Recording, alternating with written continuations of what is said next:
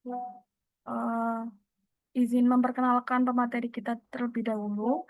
Yang pertama ada Teh Hajah Titin Handayani dan yang kedua ada Teh Hajah Winda Samanta. Jadi beliau berdua ini adalah sahabat yang sama-sama pernah menunaikan ibadah haji furoda tahun 2022 dan dikenal sebagai bestipreneur dari akun @sehat itu hemat.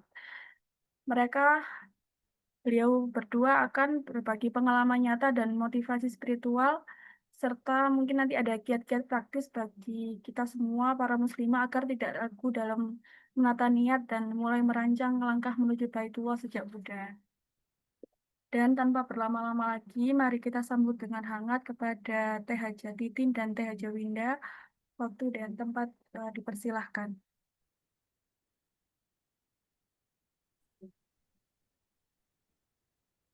Bismillahirrahmanirrahim. Assalamualaikum warahmatullahi wabarakatuh. Waalaikumsalam Waalaikumsalam warahmatullahi warahmatullahi wabarakatuh. wabarakatuh. Waalaikumsalam warahmatullahi wabarakatuh. Alhamdulillahirrahmanirrahim. Alhamdulillah segala puji bagi Allah yang telah memberikan kita nikmat iman, nikmat sehat, nikmat taat, nikmatnya melakukan ibadah, nikmat yang itu tuh banyak banget yang kita rasain hari ini gitu ya. Sampai nggak bisa kita list satu persatu, bahkan malam hari ini Allah berikan kita nikmat berkumpul di Zoom dari acara Sobat Karimah ini pun bagian salah satu dari nikmat Allah gitu. Tak lupa juga salawat dan salam kita senantiasa kita curahkan kepada Rasulullah Muhammad Shallallahu Alaihi Wasallam, karena beliau, ya Allah gitu ya, kalau ingat jasanya Rasulullah itu, tanpa beliau itu kita rasanya nggak bisa mendapatkan nikmatnya Islam hari ini gitu. Dan semoga kelak di akhirat Rasul itu mengakui kita sebagai umatnya gitu, insya Allah. Amin ya rabbal alamin. Nah, sebelumnya perkenalkan dulu ya. Perkenalkan, nama aku manggilnya aku aja ya. Ini muslimah semua kan ya kita. Namaku Titin. Nah, ini semua Winda gitu. Nah, kita itu cerita dikit ya teman-temannya. Kita tuh sahabatan dari kuliah itu 2010 ya. Jadi persahabatan kita ada di 15 tahun berjalan ini, alhamdulillah Allah persatukan gitu ya. Semoga kayak teman-teman semua mungkin ada bareng sama sahabatnya, mungkin apapun lah aktivitasnya gitu. Semoga persahabatannya nggak cuma sampai di dunia, tapi juga bisa bareng-bareng di surga nanti. Insya Allah, amin. Ya rabbal alamin. Teman-teman, hari ini sebenarnya acaranya agendanya santai ya. Kita sharing-sharing tentang gimana sih pengalaman haji kita, pengalaman gimana cara mencapainya, terus gimana prosesnya, gimana semangatnya, spiritnya itu dimulai dari mana gitu. Kenapa kok memutuskan haji di usia muda gitu ya. Nanti kita akan bahas. Izin share ini ya, share screen dulu ya. Baik, saya bantu ya, Teh. Oh iya, dari ini ya Teh, dari ini Teh apa Mbak? Mbak ya manggilnya. Soalnya medok. Izin ya, Teh. Iya, mangga. Boleh.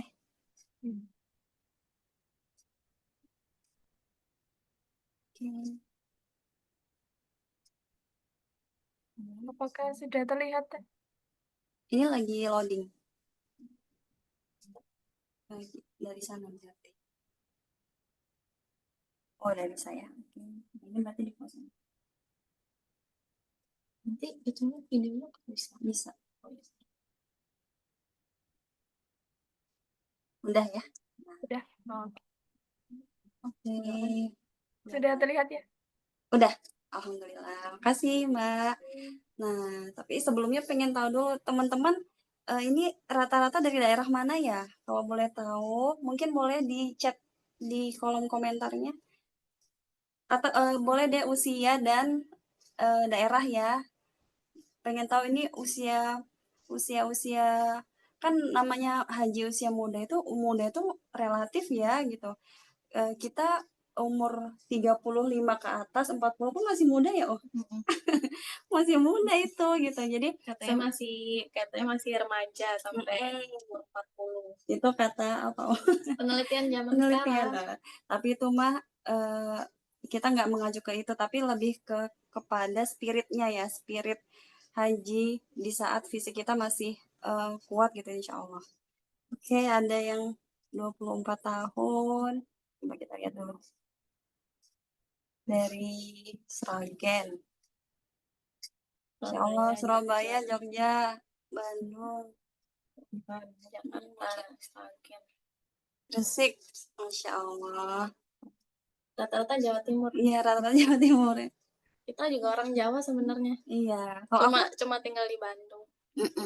Kamu dari Tulung Agung. Aku Tulungagung. Aku dari Solo. Orang Solo. Nah, oke ya. Nah ini kita Bismillah kita masuk ke bahasan ini ya. Haji muda, why not gitu. Nah, kalau kita ngomongin haji muda itu ya, kenapa ya? Kenapa kita mengupayakan untuk menunaikan rukun Islam itu di usia muda gitu. Nah, jadi masuk ke slide-nya Mbak, boleh? Next.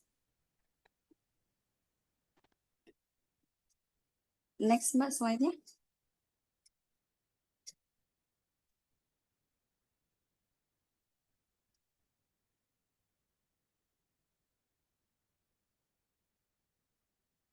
Diklik ininya. Pointer. Nah ini kenapa sih alasan kita menyegerakan haji ataupun umroh di usia muda gitu ya?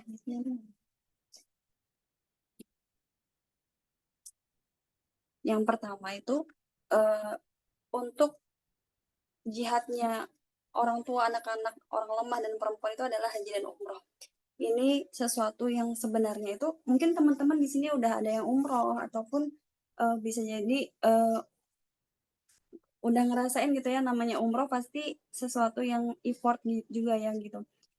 Effortnya dari segi kita fisiknya juga di situ kita berjihad secara fisik gitu ya, otomatis kalau umroh aja udah berjihad secara fisik gitu, apalagi haji yang itu prosesinya lebih panjang gitu. Jadi apalagi untuk tadi ya anak-anak, perempuan gitu, bahkan ini setara dengan kisahnya apa, ketika seorang muslimah gitu ya ingin bertanya gitu kepada Rasulullah untuk berjihad di medan perang, diminta sama Rasul itu jihadnya para muslim itu emang di haji itu gitu. Nah jadi memang ini sesuatu yang nggak sederhana sebenarnya kalau kita ngomongin jihad, otomatis di situ banyak sekali tantangan-tantangan yang dialami seorang muslimah. Misalkan nanti banyak lah, nanti kita rinciin salah satunya ya. Tapi yang paling penting adalah di situ hati gitu ya, yang pertama. Nah, jadi kalau kita ngomongin alasan, kenapa kita mengutamakan gitu ya untuk menyegerakan. Tadi yang pertama, kita punya cita-cita sebagai seorang hamba kan, kita pinginnya perubahan hidup yang lebih baik gitu ya. Contohnya apa gitu ya, ketika kita melakukan amalan-amalan itu yang Allah cintai, kita pengen dosa kita diampuni, ya kan? Dosa kita diampuni. Terus doa kita dikabulkan gitu ya. Harta kita dicukupi. Itu harta kita dicukupi pun itu ada tujuannya. Kenapa kita sebagai seorang muslim, sebagai seorang hamba ingin jadi hamba yang kuat, termasuk hartanya yang kuat itu supaya bisa dipakai untuk beramal solih gitu. Salah satunya tadi untuk umroh dan haji dan ketaatan-ketaatan lain yang butuh dana kayak gitu ya. Banyak ya contohnya nanti ada zakat, ada kurban dan yang lain-lain. Terus kita pengen dapat balasan surga, keimanan yang lebih baik, menghapuskan kefakiran, dibanggakan Allah di hadapan para malaikat. Nah ini di hadis riwayat Imam Ar-Razi dan dari Ibnu Umar, orang yang berhaji dan umroh adalah tamu Allah. Apabila dia minta, maka akan aku beri. Apabila dia berdoa, maka akan aku kabulkan. Apabila dia menafkahkan hartanya, maka akan aku ganti. Jadi kalau kita ngomongin harta yang kita keluarkan, itu kita sebenarnya nggak perlu khawatir gitu. Itu harta-harta kita itu bakal Allah ganti gitu, semuanya gitu. Nggak ada yang luput dari hitungan Allah gitu. Kalau kita ngomongin kalkulatornya manusia, itu nggak akan nyampe gitu ya. Tapi kalau kita ngomongin kalkulatornya Allah itu eh, mudah bagi Allah, yang dari nol menjadi ada banyak gitu ya, dari yang sisa 1 juta jadi ratusan juta kayak gitu, itu mudah bagi Allah gitu ya. Terus tadi ya, alasan yang selanjutnya adalah fisik dan ingatan kita masih kuat gitu. Jadi secara ikhtiar itu ibadah lebih khusyuk dan maksimal gitu. Jadi kalau ngomongin tadi ibadah fisik, otomatis perjalanan, tadi yang ngomongin perjalanan, suhu di Mekah itu yang waktu kita hajian itu sampai di angka 50 derajat. 50 derajat gitu. Jadi itu sampai rasanya itu dikipasin tapi pakai hair dryer gitu. Itu suhu di sana itu waktu Waktu hari Arafah itu kan apa namanya AC tuh dingin kan di apa namanya di tenda itu yang malam tuh dingin, tapi pas udah mencapai puncak itu udah apa AC-nya tuh malah jadi anget iya gitu. jadi anget saking subhanallah itu panasnya gitu ya. Apa ya, kayak benar-benar rasanya itu waktu wukuf itu rasanya kayak di padang mahsyar gitu ya. Kita benar-benar yang puncak haji itu di saat suhu itu lagi tinggi-tingginya ya gitu. Terus ditambah tawaf, sa'inya, lempar jumrohnya itu jalan kaki 3 hari berturut-turut gitu ya. Totalnya 28 kilometer ya. Jadi ke apa namanya teman-teman tuh kebayang ya, coba tanya gitu sama orang-orang yang udah haji. Biasanya mereka bakal bilangnya tuh apa harus apa haji tuh mumpung masih muda neng kayak gitu. Itu benar-benar apa fisiknya tuh harus kuat gitu karena memang benar-benar ya saya apa namanya se effort itu kayak gitu. Apalagi kalau kita tuh nggak yang apa namanya nggak yang biasa jalan terus nggak yang hidup sehat gitu itu bakal kerasa banget dan banyak yang tumbang ya. Iya, Apalagi ujian haji itu kan kita ini deh apa namanya tahun 2023 kan ya itu kan teman-teman tahu nggak beritanya yang bis-bis di Saudi itu kekurangan kan terus jadi banyak jamaah tuh yang terlantar di Musdalifah. Musdalifah itu kan tempat ambil batu kan dan itu tuh nggak ada tenda kayak di Mina di Arafah tuh nggak ada jadi benar-benar padang pasir gitu. Banyak yang pingsan banyak yang apa akhirnya nggak naik bis jadi ke tenda Mina itu 8 jam. Itu tuh panas-panas. Terus ya banyak yang meninggal juga ya gitu. iya, Jadi ujian haji itu benar-benar gitu. Bang iya. butuh fisik ya. Butuh fisik. Dan biasanya Allah kasih ujian itu sesuai dengan kelemahannya kita. Misalkan aku lemahnya di hati, hati aku mudah baper misalnya gitu ya. Nah, Allah nanti uji di sisi-sisi tentang hati, tentang manusia yang lain yang bisa bisa jadi misalkan nyakitin hati kita. Nah, gitu. Nanti itu bakal beririsan tuh ujian fisik, ya ujian hati, semuanya bakal Allah Allah ujian kan ya ke kita, tapi bukan dalam rangka Allah benci, justru itu tanda Allah sayangin gitu. Ketika diberi ujian, tandanya adalah Allah sayang. Allah sayang digugurin dosa-dosanya Allah gitu. pingin kita jadi hamba yang lebih baik gitu. Justru kalau kita nggak diuji tuh harus curiga Allah tuh sayang nggak ya sama aku kayak gitu. Kan kayak misal gini, kan ada juga yang apa bapak-bapak tuh waktu itu marah-marah gitu karena bisnya tuh lama datang gitu. Oh itu sampai ustadznya tuh bapak di sini mau haji apa mau marah-marah gitu. Ini saya Iya bakar saya bis bakar ini. ini bisnya gitu. Terus ustaznya bilang, bapak kesini mau bakar bis atau mau mau haji gitu. Nah, itu jadi ujian buat setiap orang, custom gitu ya. Nah, tadi ya selanjutnya menjadi golongan pemuda istimewa di sisi Allah. Sesungguhnya Allah Ta'ala benar-benar kagum kepada pemuda yang tidak memiliki sebuah. Hadis riwayat Ahmad. Bisa nggak sih kita dalam diri kita seorang hamba punya nggak hawa nafsu? Pasti ada ya gitu.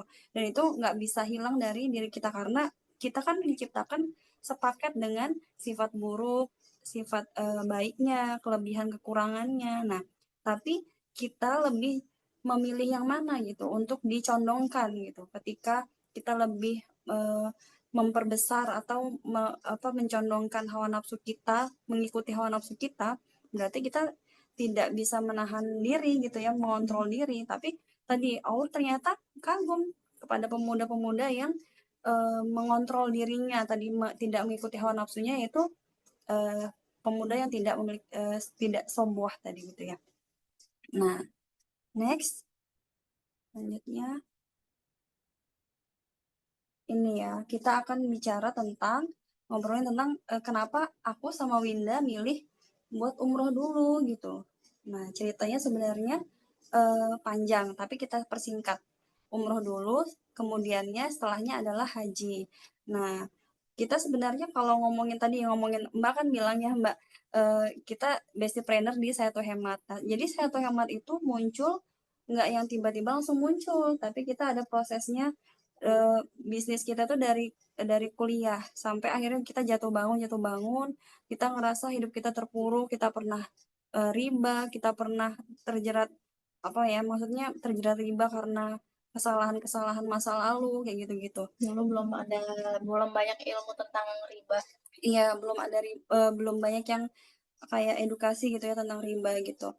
Sampai kita di titik Allah kasih ujian sakit, akhirnya kita taubat gitu. Allah, kita pengen ya Allah gitu, pengen sembuh, pengen Allah perbaiki hidupnya. Jadi ketika hijrah itu yang pertama pengen diampuni dan habis itu pengen umroh gitu. Jadi eh ya pada saat itu kita berdoa yang banyak gitu, ya Allah pengen umroh kayak gitu-gitu kan. Nah, jalannya itu lewat kakak kelas itu ya gitu. Nah, kelas kita tuh main ke kosan, sharing tentang umroh. Nah, dari situ kita punya motivasi. Jadi ketika teman-teman ada saudara atau teman yang habis pulang umroh dan tanya aja sharing tentang ininya, tentang pengalamannya di sana. Nah, itu kalau kita dari situ. Nah, dari sini ya kita kenapa memilih umroh dulu ya. Karena waktu tunggunya eh, nggak ada gitu. Jadi kita daftar ya langsung bisa berangkat insya Allah gitu, kapan aja. Terus umroh itu juga salah satu momen doa-doa kita ketika kita berdoa ke Allah itu mustajab gitu. Di sana kita juga bisa gitu, maksudnya minta ke Allah gitu supaya Allah cukupkan, Allah panggil untuk berhaji gitu. Selanjutnya sepulang dari umroh kita itu kayak rasanya itu kayak semakin ini ya, oh kayak semakin menggebu-gebu gitu buat balik lagi ke tanah suci gitu. Jadi doanya dikencengin, jadi punya spirit spirit yang lebih besar gitu supaya Allah panggil lagi, tapi nggak cuman umroh tapi pengennya berhaji gitu. Nah, terus yang paling utama tadi ya mumpung masih ada kesempatan usia gitu. Jadi kan kayak nggak ada yang tahu ya umur kita sampai kapan gitu. Jadi kenapa lah itu alasan kita mendahulukan umroh. Terus tentang yang haji gitu ya. Kalau haji kan memang kita butuh proses ya buat menunggu antrian itu ya. Kalau reguler itu nanti kita bahas tentang berapa lama antriannya. Jadi otomatis ya ada waktu tunggunya bertahun-tahun. Terus keterbatasan usia yang semakin senja, belum tentu masih ada kesempatan hidup juga gitu. Jadi kan ini ada yang apa namanya kan apa namanya haji dulu kan apa haji itu wajib kalau umroh itu sunnah kayak gitu. Tapi ada juga pendapat ulama yang umroh dulu apa umroh dulu haji kemudian kayak gitu. Karena kan apa ya namanya udah rindu banget gitu. Terus udah nggak terbendung gitu dan apa kalau umroh itu kan bisa bisa cepat ya bisa langsung berangkat nggak ada waktu tunggunya gitu. Dan di sana tuh doa itu kan mustajab. Nah, jadi salah satu jalannya alhamdulillah Allah kasih kita haji furoda itu waktu di umroh pertama itu gitu. Jadi kan kita umroh itu 2019 bulan Desember. Jadi waktu kita di apa namanya eh, apa kita ziarah ke apa namanya Arafah, Mina, Musdalifah, ustadznya tuh bilang kayak gini, kalau doa itu tuh jangan nanggung-nanggung, minta yang paling paling terbaik gitu. Jadi mintanya tuh minta haji furoda gitu atau minimal hajinya haji khusus kayak gitu. Jadi kalau berdoa tuh jangan jangan suudzon sama Allah, harus optimis, harus baik sangka sama Allah gitu, harus yakin. Termasuk kalau kita minta surga tuh surga yang tertinggi, surga Firdaus. Nah, itu tuh kita tuh langsung ya Allah pingin pingin haji furoda kayak gitu, pingin menyegerakan apa namanya menunaikan rukun Islam yang kelima. Padahal itu tuh kita pulang umroh tuh tabungan tinggal 1 juta tapi ya pede aja gitu bahwa apa namanya ya matematikanya manusia dengan Allah tuh beda gitu. Pasti pasti kalau kita yakin sama Allah, pasti Allah kabulin gitu. Alhamdulillah itu ya, oh ya pulang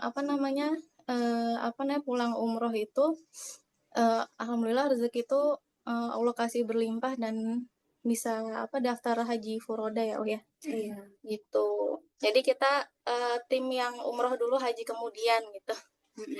Gitu, next. Iya, sebenarnya nggak salah juga ya kalau mau milih haji, gitu. Nggak ada yang salah. Cuman tadi keputusannya mau milih umroh dulu karena udah rindu banget dan bisa doa yang banyak di sana gitu.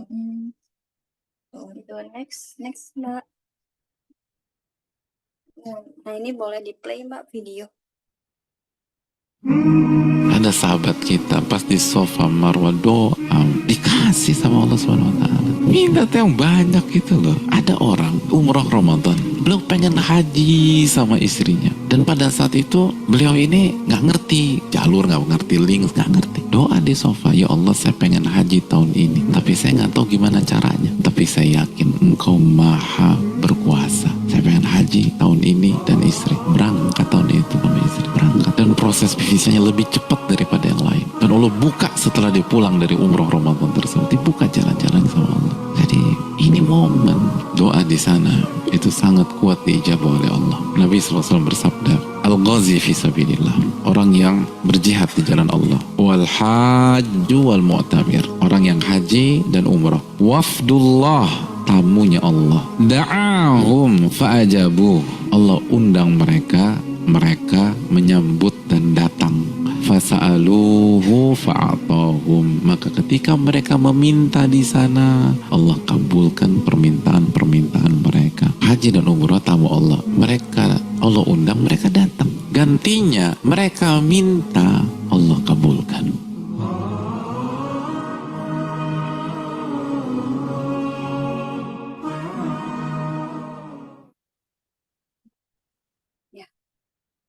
Jadi satu motivasi kita ya teman-teman.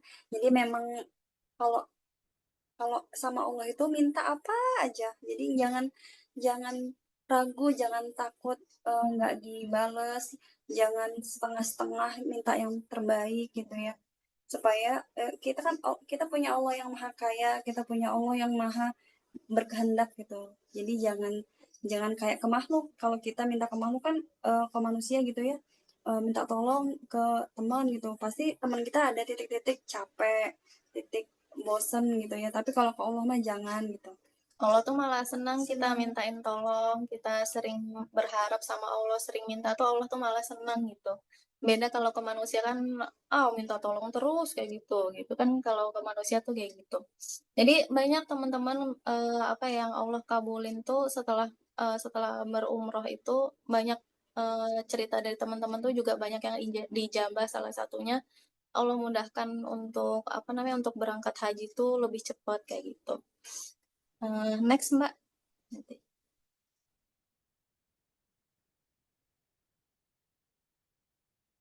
Kita bakal bahas tentang jenis haji ya. Nah ini ada haji reguler, haji khusus, atau haji plus nama lainnya. Terus ada haji furoda gitu. Kalau sekarang memang kalau haji reguler itu memang angkanya bisa dibilang nggak masuk akal ya gitu. Kalau kita bilang nggak masuk akal, tapi bisa nggak ketika udah daftar tiba-tiba dipercepat sama Allah maju gitu jadwalnya, bisa aja gitu. Kita harus yakin ke Allah buat kalau di saat sanggupnya buat daftar reguler, ya harus yakin Allah yang yang mempercepat atau yang mengundang kita dengan cara-caranya gitu ya. Di sini kisaran harganya itu biayanya 50 sampai 60 juta. Kalau haji khusus itu masa tunggunya 5 sampai 7 tahun, 180 juta sampai 300 juta. Kalau haji furoda itu 350 juta, tapi udah jarang sih di angka 400 sampai 1 M gitu. Nah, tapi memang kalau furoda ini tantangannya visanya kan memang langsung dari kerajaan. Jadi gak ada kepastian kita bakal berangkat atau enggak. Nah, itu bakal bener-bener titik pasrahnya harus bener-bener nol gitu ke Allahnya. Kalau haji reguler sama khusus kan emang udah ada kuota ya, emang ada kuotanya. secara jadwal memang udah terjadwal kapan tahunnya, walaupun mungkin ya maksudnya kalau khusus pun bisa kurang dari 5 tahun bisa gitu. Dan memang udah terkuota gitu ya. Tapi kalau tadi ya haji furoda ini memang benar-benar tahun ini aja nggak keluar. nggak ada keluarkan visa furoda itu gitu. Nah, jadi Lebih ini sih kalau furoda itu memang agak skot jantung ya gitu. Roller coaster perasaannya soalnya itu apa ya kan itu kuotanya kan dari pemerintah Saudi jadi terserah mereka mau mau buka, mau mau ngebukanya enggak. mau enggak terus di apa namanya kita aja keluarnya visa itu H-5 sebelum wukuf gitu ya kan dulu Iya, itu hampir nggak berangkat juga. iya. Jadi sebenarnya kalau apa amannya sih teman-teman kalau apa namanya mau ambil haji sih kalau saran kita ya bahkan kan kalau misalnya Allah kasih apa namanya rezeki buat haji lagi kita mungkin bakal ambilnya haji khusus Iya. itu lebih apa insya Allah lebih apa nyaman sih kayak gitu. Sebenarnya furoda itu cepatnya aja tapi fasilitas juga reguler juga gitu. Ya, cuman nanti tergantung travel juga di hotel di Mekahnya, hotel di Madinah itu tergantung travel. Tapi kalau di prosesi hajinya, di tempat wukufnya, terus di Minanya itu sama, hampir mirip dengan tenda-tenda yang reguler kayak gitu. Ya, next, Mbak. Selanjutnya kita ada video lagi, Mbak. Boleh. Kenapa Nabi SAW mengatakan adimul haji wal umrah, konsistenlah dalam mengerjakan haji dan umrah, fa innahu ma yanfiyanil faqra wadz dzunub, karena dua ibadah ini nih ajaib. Dua ibadah ini menghapuskan kemiskinan dan dosa. Kama yanfi al-kiru khobathal hadid, sebagaimana api itu menghilangkan karat dari besi. Hadis ini sahih diriwayatkan Al-Imam At-Tabrani. Jadi perjalanan yang lain, kalau kita selesai perjalanan, duit kita habis atau duit kita berkurang. Kecuali kalau perjalanan bisnis, itu juga bisnis belum tentu untung, bisa rugi. Tapi kalau haji dan umroh nggak ada cerita duit kita kehabisan. Makanya kita lihat banyak orang yang rutin haji dan umroh nggak miskin-miskin mereka. Karena ini obat anti miskin dengan syarat kita ikhlas dan haji dan umroh kita sesuai dengan tuntunan Nabi SAW. Ya, masya Allah ya teman-teman gitu. Jadi apa dalilnya itu jelas gitu. Kalau kata Ustadz Nuzul Zikri itu umroh dan haji itu obat anti miskin. Ini memang apa namanya memang yang kita rasain tuh juga gitu. Alhamdulillah apa namanya pulang umroh sama haji itu rezeki itu makin mengalir deras gitu ya. Kalau ya alhamdulillah pulang haji itu kita apa ke Palestina terus alhamdulillah bisa rutin umroh Ramadan sama umrohin orang tua kayak gitu. Jadi teman-teman tuh nggak perlu takut. Allah tuh kan kalau udah berjanji tuh pasti ditepati gitu. Jadi udah upayakan gitu di apa ya benar-benar diperjuangkan gitu umrohnya gitu. Ya nggak perlu takut. Ya terus next Mbak.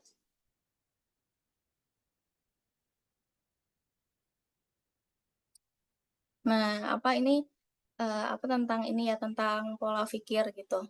Nah, bahwa setinggi apapun biaya haji dan umrohnya, kalau Allah nggak berkehendak berangkat, ya nggak berangkat. Namun sekecil apapun biaya haji atau umrohnya, jika Allah berkehendak berangkat, pasti berangkat apapun caranya. Jadi teman-teman maksudnya tuh di sini nggak perlu minder gitu dengan penghasilannya, dengan tabungannya gitu karena ya lihat aja haji furoda tahun ini gitu. Itu biayanya tuh nggak main-main di apa nih di hajiannya aku sama Titin tuh juga gitu. Jadi hajinya kita tuh waktu itu biayanya tuh cuma 390 itu tuh paling murah. Nah, itu visa kita keluar 100%. Nah, yang harga haji furodanya 700 juta, 1 miliar itu tuh nggak keluar gitu. Jadi benar-benar umroh dan haji ini tuh Allah yang memanggil bukan karena harta kita gitu. Dan tahun ini kan yang furoda juga nggak keluar semua, nggak nggak Saudi itu nggak ngeluarin visa furoda kan gitu. Jadi teman-teman udah Allah kan pingin ngelihat ya, ini hambaku nih benar-benar nggak emang pengen umroh atau cuma bilang doang gitu, cuma di mulut aja gitu. Tapi ya kita tuh nunjukin ke Allah, ya Allah aku memang mau dipanggil jadi tamunya Engkau gitu. udah mau nabung 1.000 setiap hari nggak apa-apa, tapi tunjukin ke Allah kalau teman-teman tuh punya punya apa namanya, punya kekuatan tekad gitu. Nah terus, sebenarnya teman-teman tuh nggak perlu yang kayak terburu-buru terus, pengen cepet-cepet umroh, cepet-cepet haji tuh nggak perlu gitu. Karena, kadang tuh apa ya, banyak orang tuh yang cuma fokusnya tuh ke uang kayak gitu, tapi lupa untuk memantaskan diri dan membenahi diri gitu. Padahal kalau diri kita udah pantas, nanti rezeki tuh banyak jalan dan tiba-tiba ada aja itu jadi kayak ngalir deres gitu. Rezeki tuh, uang itu tuh nanti bakal ngikut gitu. Jadi jangan sampai kebalik gitu. Jadi fokus untuk perbaikan diri bukan melulu mikirin materi gitu. Dan karena kan yang penting kan haji dan umrohnya kita tuh mabrur gitu, bukan kan banyak ya apa yang udah ke sana tuh tapi nggak ada perubahan apa-apa di dalam dirinya gitu. Kayak ya sayang gitu udah ngeluarin puluhan juta, udah ngeluarin ratusan juta tapi ya nggak merubah diri kita jadi lebih baik gitu. Itu sayang banget gitu. Jadi teman-teman fokusnya tuh memperbaiki diri. Nanti kalau diri kita udah pantas, rezeki tuh ada sendiri gitu. Nah, next Mbak. Nah, jadi, kayak itu tuh bukan cuma bukan dari harta aja gitu, tapi itu tuh dibangun dari mental kita yang kayak dulu gitu. Nah, misalnya, Allah kasih kasih kita tuh rezekinya misal penghasilannya di bawah UMR gitu atau, UMR gitu. Kalau kita mentalnya, apa ya, mentalnya tuh boros, mau penghasilannya nambah terus gitu, tapi karena main boros, ya boros aja gitu, nggak akan bisa nabung gitu. Jadi, eee, kayak itu tuh bukan, apa namanya, kayak itu tuh bukan dari penghasilan gitu, Kak. Nanti kalau dari penghasilan yang sedikit aja kita tuh bisa ngelola, kita kita bisa berhemat, kita bisa ngontrol nafsu kita, Allah kan ngelihat, "Oh, ini hambaku nih dikasih dikasih penghasilan yang kecil aja bisa mengelola. Nanti pelan-pelan aku kasih deh yang lebih besar lagi lebih besar lagi." Nah, Allah tuh ngelihat kalau kita tuh pantas dikasih penghasilan yang besar, kayak gitu.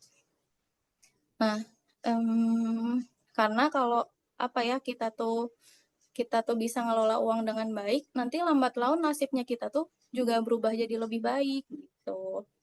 Next, Mbak.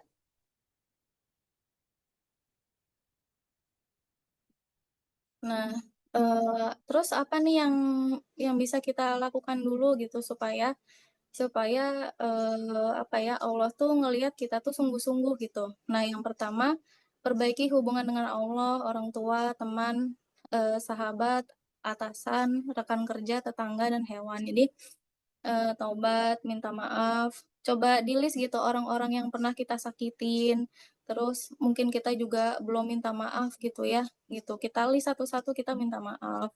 Terus mana aja nih, apa namanya, kekurangan-kekurangan diri kita yang perlu kita perbaiki dan kita kita tuh taubat gitu, minta maaf sama Allah gitu.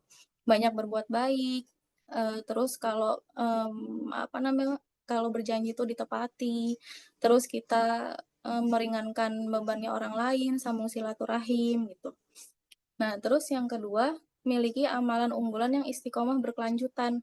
Kan setiap orang itu punya punya amal solih yang, apa namanya, yang unik kayak gitu.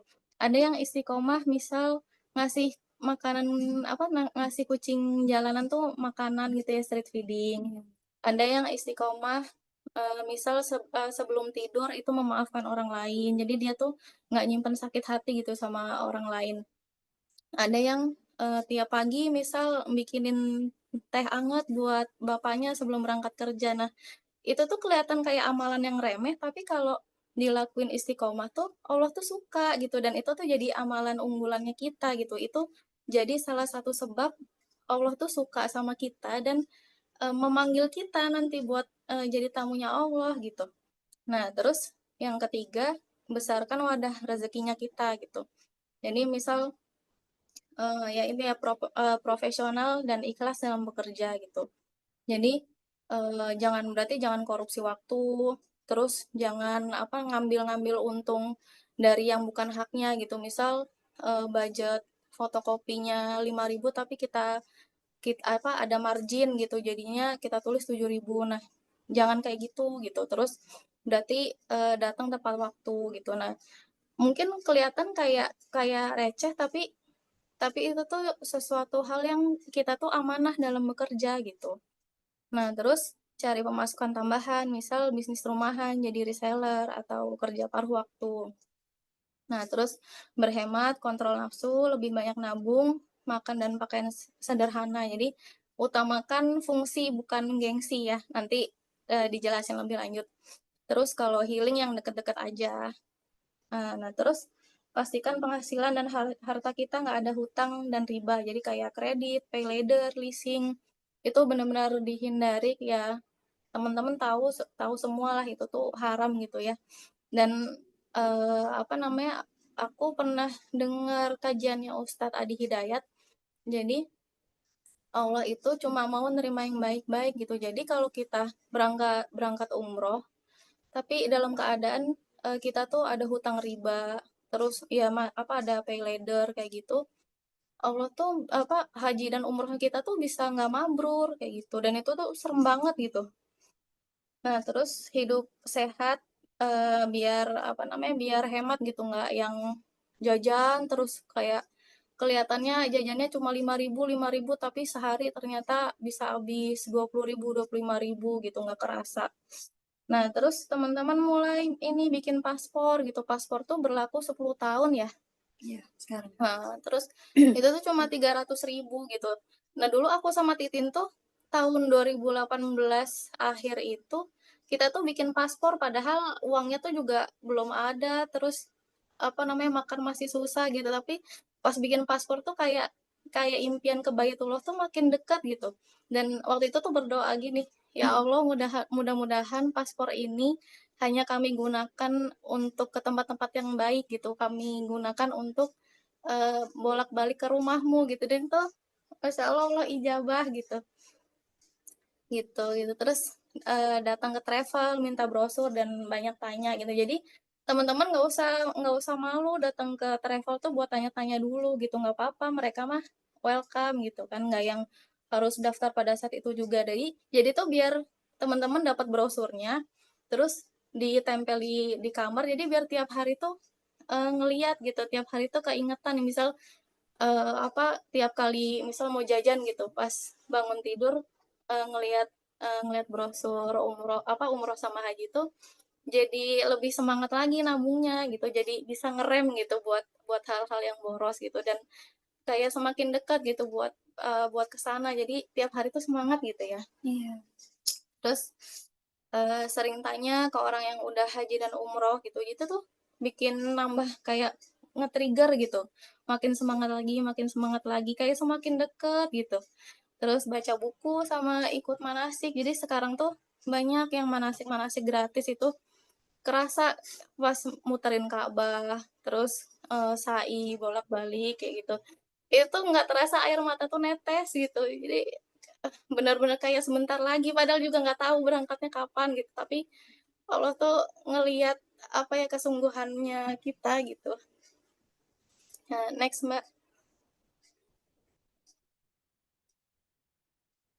Nah, umroh dan haji itu kan jihad ya teman-teman. Jihadnya itu bukan cuma fisik, tapi juga jihad hati, jihad harta, jihad pikiran, semuanya tuh terkuras gitu.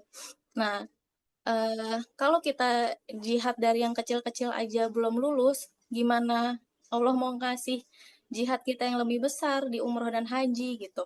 Nah, cobalah jihad dari yang kecil-kecil dulu nih, belajar nahan nafsu perut, nggak yang dikit-dikit jajan, terus lapar mata, misal ke mall yang unyu-unyu dibeli gitu, padahal padahal nggak butuh gitu. Terus FOMO, nanti ada kuliner baru itu ditahan gitu. Nah, Allah tuh ngeliat gitu kalau kita tuh, oh ini hambaku nih beneran ya gitu, dia tuh rela gitu buat nggak yang jajan terus gitu. Nah, terus kalau kita punya rezeki itu bahagiain orang tua gitu, nggak harus yang misal beliin mobil, nggak yang kayak gitu, Nggak harus tapi yang mahal. nggak harus yang harganya mahal. Kadang kita beliin martabak atau makanan kesukaannya gitu, itu tuh orang tua tuh udah seneng gitu. Dan ketika kita memperlakukan orang tua kita sebagai raja, maka rezeki kita tuh juga jadi rezekinya seorang raja gitu.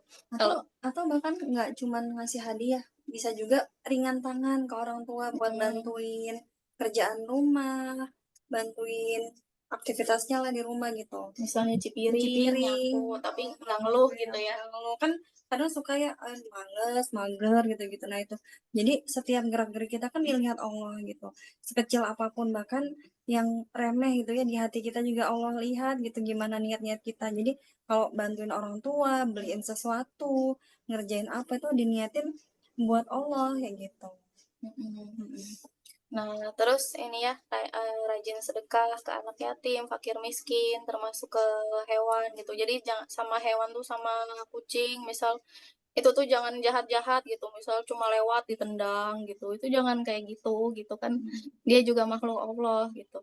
Terus belanja segala sesuatu tuh cash. Nah, terus kalau udah yang mencapai hisab zakat, berarti harus ditunaikan zakatnya. Terus rutin kurban setiap tahun gitu. Itu tuh pembuktian pengorbanan seorang hamba tuh kelihatan banget di saat kurban gitu.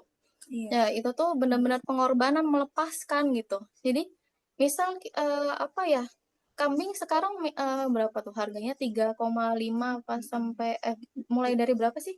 3 juta juga ada. 3 juta, mulai dari 3 juta ya itu. Gitu. Kalau seseorang itu ada kemauan, dalam setahun itu juga penghasilan 1 juta pun bisa ngumpulin buat kurban gitu. Tapi mau gajinya 10 juta, mau di atas UMR, mau UMR kalau nggak ada kemauan, ya udah nggak akan bisa gitu. Dan di situ tuh Allah tuh ngelihat banget pengorbanannya kita kayak gitu. Dan haji itu kan pengorbanan ya, pengorbanan tentang berkurban kan di situ. Gimana ceritanya kita mau diundang jadi tamu Allah di musim haji, kalau kurban aja nggak bisa kayak gitu. Nggak kita upayakan gitu ya. Nggak kita upayakan. Jadi upayakan kurban setiap tahun gitu. Allah tuh pengen lihat kesungguhannya kita gitu. Allah tuh nggak tidur, Allah ngeliat gitu. Nah, apa namanya ini ya, sebaik-baik harta adalah harta yang dimiliki hamba yang solih gitu. Jadi buktikan kalau buktikan sama Allah kalau ya Allah aku hambamu yang solih ya Allah. Jadi ketika engkau memberikan rezeki padaku, akan aku pakai untuk yang baik-baik, bukan dipakai buat maksiat, buat yang sia-sia kayak gitu. Gitu. Nah, next Mbak. Nah, ini tadi ya penjelasan tentang memiliki amal solih unggulan gitu. Dalilnya dari hadis riwayat Muslim, amalan yang paling dicintai Allah Ta'ala adalah amalan yang kontinu walaupun sedikit. Jadi amalan receh yang bila diniatkan lillah, maka pahalanya tuh jadi nggak receh gitu. Jadi kan kayak ngasih makan kucing jalanan, terus nggak menyimpan amarah, nggak korupsi waktu, terus ramah sama orang, terus nggak mencela makanan gitu ya. Misal kalau misal asin banget, terus ini kalau ada kerupuk enak nih gitu. Ini kurang pedas apa kayak ngeluh aja sama makanan gitu. Komentarin terus ya. Dikomentarin terus gitu. Padahal banyak banget orang-orang yang di luar sana. Kita tuh ngeluhnya kayak kurang asin, kurang banyak, kurang ini, kurang itu. Padahal di luar sana tuh banyak yang kekurangan makanan gitu. Nggak makan banget. Gitu. Jadi mulai sekarang teman-teman coba cek amalan unggulan apa yang bisa diistiqomahin kayak gitu. Jadi jangan punya amal solih tuh biasa-biasa aja, tapi kita tuh harus berlomba dalam kebaikan, fastabiqul khairat gitu. Next Mbak. Nah, terus ini ya tadi yang penjelasan utamakan fungsi bukan gengsi. Misal makan 10.000 dengan 100.000 nih di kafe gitu. Kan sama-sama buat menghilangkan lapar ya. Gitu bukannya nggak boleh ke kafe gitu, tapi jangan sering-sering berarti hampir setiap hari juga gitu atau setiap pekan gitu. Mungkin yang tadinya teman-teman ke kafe seminggu sekali, mungkin sebulan sekali kayak gitu. Kan sama-sama buat ngilangin lapar gitu. Terus misal beli baju 80.000 dengan 500.000 kan sama-sama buat nutup aurat. Kenapa nggak yang 80.000 aja gitu? Kan kalau cewek kan biasanya kan unyu gitu terus warnanya pastel terus manis gitu. Mungkin Atau kalau misalkan ijonya ada macam-macam tuh, ijo ini, ijo ini, Ijo ijo sage, sage, ya apa, ijo ijo min, botol, apa ini gitu. semua ijo ada gitu. Padahal ya sefungsinya lebih mengutamakan fungsi tadi. Iya. Terus sepatu 160.000 dengan 1,5 juta kan sama-sama untuk melindungi kaki gitu. Jadi nggak apa ya, ya kita tunda dulu lah ininya barang-barang impian kita tuh berkorban gitu untuk Allah gitu. Yang penting kan nanti sepatu kita di akhirat kan jadi saksi gitu, ya Allah ini apa namanya ini nih yang punya sepatu ini sepatunya udah dibawa umroh dan haji gitu. Nanti sepatu itu tuh bersaksi di akhirat gitu. Terus minum kopi 10.000 dengan 50.000 kan sama-sama minum kopi gitu. Terus motor 16 juta dengan 69 juta sama-sama mengantarkan kita ke tempat tujuan. Terus HP gitu sih ya, sesuaikan dengan fungsi dan maksimalkan potensi diri kayak gitu. Jadi kalau misal teman-teman cuma buat scroll, cuma buat apa WhatsAppan doang, ya HP apa namanya HP 2 juta, 1,5 juta, maksimal 3 juta juga udah cukup, nggak usah yang FOMO biar apa ya kayak ya status sosialnya tuh kayak kayak keren gitu, jadi sampai belasan juta HP-nya gitu. Terus next lagi Mbak. Nah ini ya banyak apa namanya fenomena haji talangan atau umroh yang berangkat dulu bayar belakangan itu jangan ya teman-teman gitu. Kalau ya apa namanya umroh dan haji itu kan untuk yang mampu. Berarti kalau hutang berarti belum mampu ya. Ya udah nabung dulu sampai mampu kayak jadi jangan kita tuh jangan menggampang-gampangkan hutang gitu karena tuh pertanggungjawabannya tuh berat gitu. Nih ya, hadis riwayat Muslim semua dosa mati syahid terampuni kecuali hutang gitu. Terus barang siapa yang ruhnya terpisah dari jasadnya dan terbebas dari 3 hal, sombong, khianat, hutang, maka ia akan masuk surga gitu. Dan kita tuh nggak bisa request ke Allah meninggalnya kapan gitu. Jadi kita nggak boleh kepedean masih hidup puluhan tahun lagi atau sampai umur kita 90 tahun. Kita nggak boleh kepedean gitu. Atau ada yang kayak gini ya, kenapa kamu nggak kredit aja gitu? Takut nanti kalau misalkan nggak mau takut nanti kalau Allah udah cabut nyawanya punya hutang gitu. Udah Bismillah aja panjang umur. Kan nggak gitu ya, Iya. nggak kayak gitu. Jadi maksudnya kita nggak akan tahu umur kita sampai kapan gitu selama selama mengupayakan nggak punya hutang itu jauh lebih baik gitu daripada tadi ya kita tergadaikan gitu ya punya hutang. Ya balik lagi yang tadi ya teman-teman gitu. Teman-teman jangan jangan cuma fokus di materi, tapi justru yang utama teman-teman fokus untuk memperbaiki diri karena nanti kalau kita udah pantas nanti rezeki itu mengalir deras gitu. Jadi bukan mengalirnya tuh biasa-biasa aja tapi benar-benar deras gitu. Udah nggak usah yang hutang, nggak usah yang pengen cepet-cepet ya gitu. Fokus aja memperbaiki diri gitu. Jadi mulai sekarang teman-teman harus yakin, nggak boleh minder dengan penghasilannya. Udah tiap hari nabung walaupun 1.000 gitu.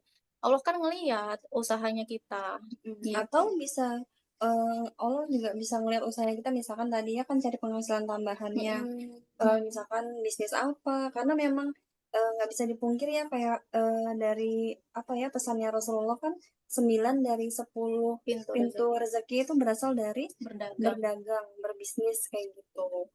Jadi penting buat kita tadi ya meningkatkan kapasitas gitu, menaikkan membesarkan wadah-wadah kita dari wadah rezekinya kayak gitu. Mungkin itu ya. Ya mungkin apa namanya cukup dari apa namanya dari Winda sama Titin. Apa selanjutnya teman-teman boleh bertanya atau mungkin ada yang bingung gitu boleh tanya. Dikembalikan dulu ya ke Mbak MC. Enggak Mbak, silakan dikembalikan ke Mbak. Boleh, saya tanya jawab. Ya Allah, terima kasih banyak untuk Teh Titin dan Teh Winda atas pemaparan yang luar biasa malam hari ini. Ya sekali ini Sama-sama Mbak. motivasi yang bisa menjadi bahan renungan dan motivasi juga buat kita semua. Sekarang kita masuk sesi keempat yaitu tanya jawab. Bagi teman-teman muslimah yang ingin bertanya, silakan langsung ketik di kolom chat atau boleh juga raise hand. Nanti akan kami persilahkan menyampaikan langsung.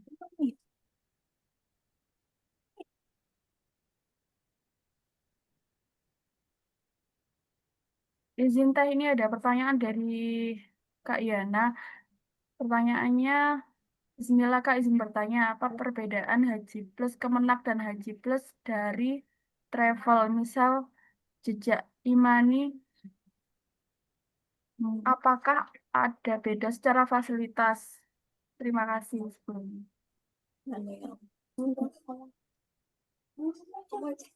Linda jawab, Linda. Iya. Iya, ada Mbak, ada apa namanya, perbedaan fasilitas gitu. Kan kalau apa dari segi ininya, dari segi harga juga juga beda. Jadi fasilitasnya biasanya kalau tergantung travel ya. Kalau apa namanya, kalau travelnya Jejak Imani itu ya sepengalaman kita kan sering.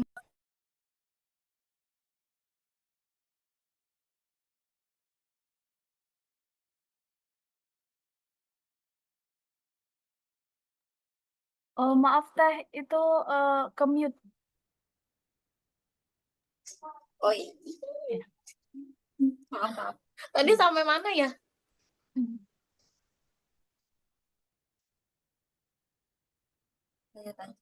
Oh, yang ini ya, yang tadi yang apa namanya, daftar di Kemenak dengan haji khusus yang travel Jejak Imani. Kalau sepengalamannya kita dan ngelihat teman-teman yang daftar di apa namanya, di Kemenak, memang fasilitasnya tuh lebih nyaman dari travel gitu ya. Sebenarnya tergantung travelnya.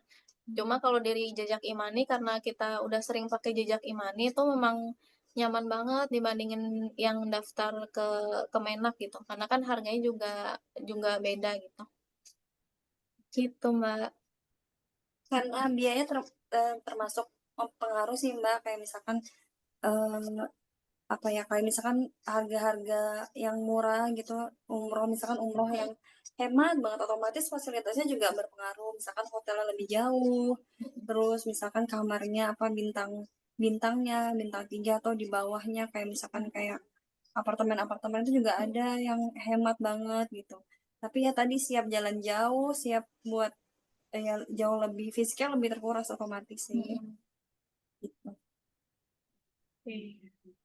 Ini ada pertanyaan lanjutan dari Kak Yana.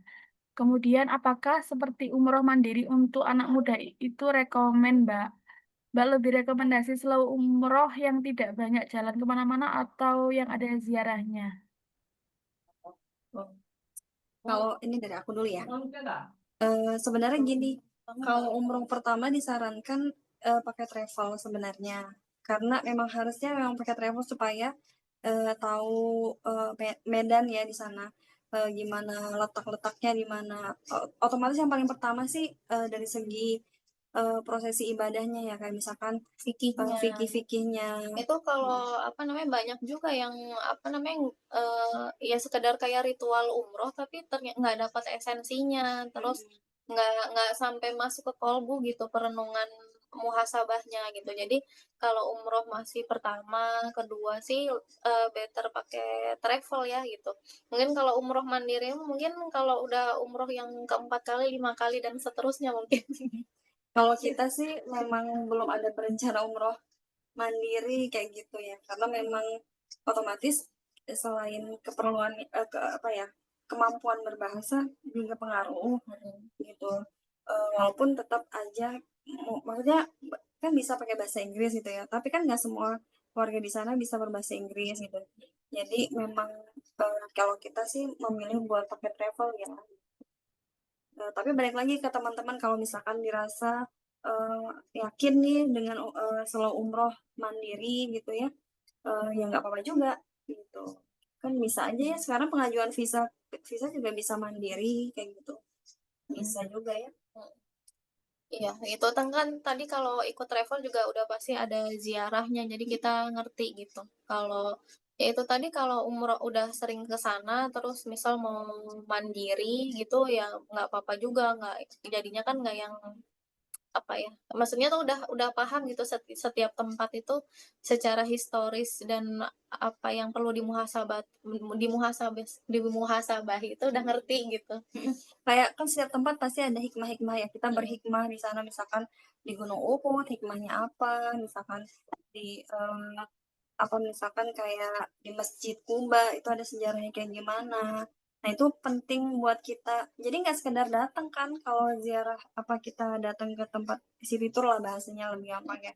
Tapi juga kita berhikmah di sana ada perjuangan apa Rasulullah dengan para sahabat yang kita bisa lewat hikmah itu kita jadi motivasi nih bekal buat ketika pulang spiritnya itu tetap membara gitu karena kita tahu nggak cuman tahu dari teks aja teks misalkan sirah gitu sirah nabawiyah tapi kita juga tahu lokasi-lokasi ketika Rasul hijrah itu prosesnya gimana medannya sepanas apa setinggi apa gunung yang didaki gitu-gitu nah itu penting juga ya di muhasabahi ya dihikmahi gitu oke mbak insya Allah Allah alam Nanti ada lagi nggak Mbak yang Ya, bertanya? seperti itu Kak Yana. Jazakumullah khairan katanya Teh. Ya, wa iyaki. Ini ada pertanyaan lagi dari Kak Haning Nerisa. Assalamualaikum Teh Winda, Teh Titin. Boleh Waalaikumsalam. ceritakan setiap umroh ke umroh dan haji dapat kenangan apa yang selalu ingin kembali? Anyway, jazakillah khairan Mbak Wasilah dulu diajakin manasik umroh dan eh,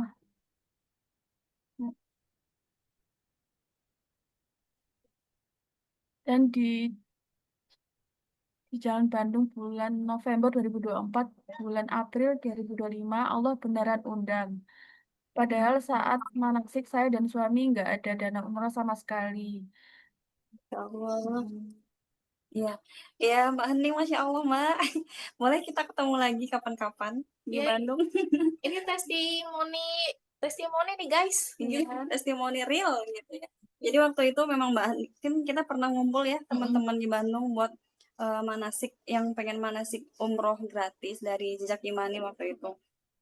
Itu Mbak Hening cerita ya belum ada padahal waktu manasik itu uangnya tapi qadarullah gitu ya lewat spirit dari manasik itu spiritnya dapet dan akhirnya Allah cukupkan ya gitu.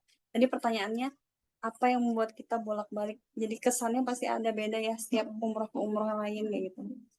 Gimana kalau dari kamu? Aku dulu ih. Oh aku dulu. Nah jadi gini ya kalau misalkan umroh pertama gitu.